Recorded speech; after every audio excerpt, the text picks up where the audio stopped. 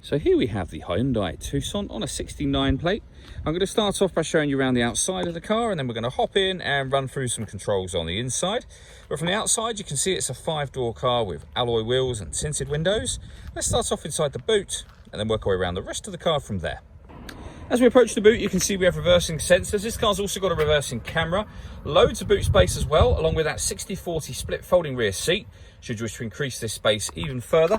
And this tray section will lift to reveal a space saver spare wheel. Okay, so we're just going to work our way back round to the front of the car, and then we'll hop in and run through some controls on the inside. But now that we've done a full circle of it, you can see it's in excellent condition the whole way round. Just briefly before we climb in, I think it's well worth seeing the interior from this exterior point of view. There's plenty to run through on the dashboard, so let's hop in and we'll do that right now. Okay, now that we're inside the car, we're going to start with the dials. On the left-hand side, we have the rev counter, and on the right-hand side, the speedometer and fuel gauge. In the middle, you can see the total miles for this car, which are 7,052.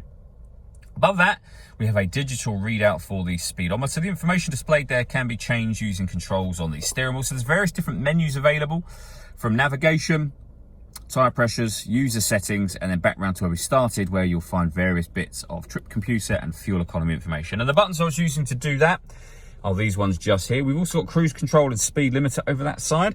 On the left-hand side, we have stereo controls, phone controls, including voice activation for your phone. You won't be able to use the phone controls until such time as you paired the phone up, which is done over on the touchscreen just here. Hit all menus, and then from there, hit the phone icon and follow instructions on screen from there. If you want to listen to music in the car, you can. You can listen to your own music. That's grayed out at the moment because nothing is connected. But you can connect up an auxiliary device, a USB device. You can also stream your music wirelessly via Bluetooth audio. And this car has Android Auto and Apple CarPlay, as you can see. On top of that, we have the radio, of course. This car has got DAB, FM and AM radio. I mentioned reversing camera. You can see that's a full color camera with guidelines showing you what direction you're headed in relation to the image you see being shown on the screen.